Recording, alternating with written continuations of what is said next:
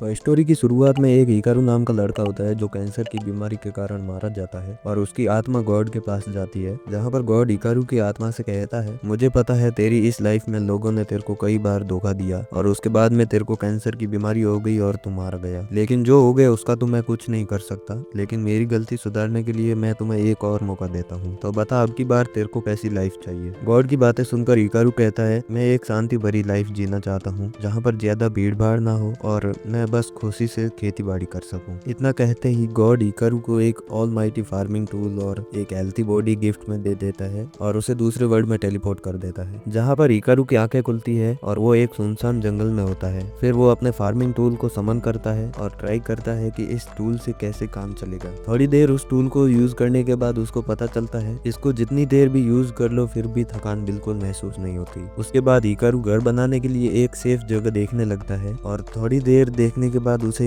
जंगल के बीचों बीच एक बड़ा सा पेड़ दिखता है और हिकारू उस तरफ चला जाता है। उस पेड़ के पास जाकर हिकारू को पता चलता है इस जंगल में पानी के लिए कोई नदी या तालाब नहीं है, इसलिए हिकारू खुद का कुआं खोदने का डिसाइड करता है। फिर वो अपने फार्मिंग टूल को एक शॉवल में बदलता है और कुआं खोदना चालू कर देता है। फिर बाकी के टाइम वो उस पेड़ के आसपास सफाई करता है, लेकिन उसके रास्ते में एक बड़ा सा पेड़ आ जाता है जिसे काटने के लिए वो फार्मिंग टूल को एक एक्स में बदलता है और जैसे ही उस पेड़ पर अटैक करता है तो उसी टाइम वो पेड़ एक गाजर की तरह कट जाता है और हिकारू के ऊपर गिरने ही वाला होता है। तभी हिकारू उस पेड़ से जैसे तैसे बचता है और मन में कहता है इस टूल की वजह से सारा काम काफी आसानी से हो रहा है। और फिर उस पेड़ को काटने के बाद वो उस पेड़ की लकड़ियों को काटता है। तभी वहाँ पर शाम होने लगती है तो हिकारू आग जलाने के लिए अपने टूल का इस्तेमाल करता है, पर वो टूल ना ही माचिस या लाइटर में बदलता है, इसलिए हिकारू थोड़ा सा दिमाग लगाता है और उस टूल को मैग्नीफाइंग ग्लास में बदल देता है जिससे वो सूरज की रोशनी से आग जला सके। लेकिन तब तक सूरज भी डूब चुका था, इसलिए उस रात को हिकारू उस बड़े से पेड़ के अंदर एक छेद करता है और पूरी रात उसी फार्मिंग टूल के हेल्प से जो लकड़ियां उसने काटी थी उससे लकड़ी के बर्तन बनाता है। इसी तरह टाइम पास करते हुए नेक्स्ट मॉर्निंग भी हो जाती है और दूसरा दिन होते ही हिकारू सबसे पहले उठते ही आग जला लेता है और फिर वो पेड़ काटने चला जाता है, लेकिन पेड़ काटते टाइम उस पर एक ब्लडी रैबिट अटैक कर देता है, जिससे बचने के लिए हिकारू उसे एक ही बार में मार देता है। फिर वो उस रैबिट को पकाता है और इस वर्ल्ड का ब्रेकफास्ट करता है और कुछ खाने के बाद अब उसको कुछ निकालना भी पड़ेगा, इसलिए वो एक बाथरूम भी बना देता है। फिर फ्री होने के बाद वो उस खेत की खुदाई करना चालू कर देता है और खुदाई करते हुए उसे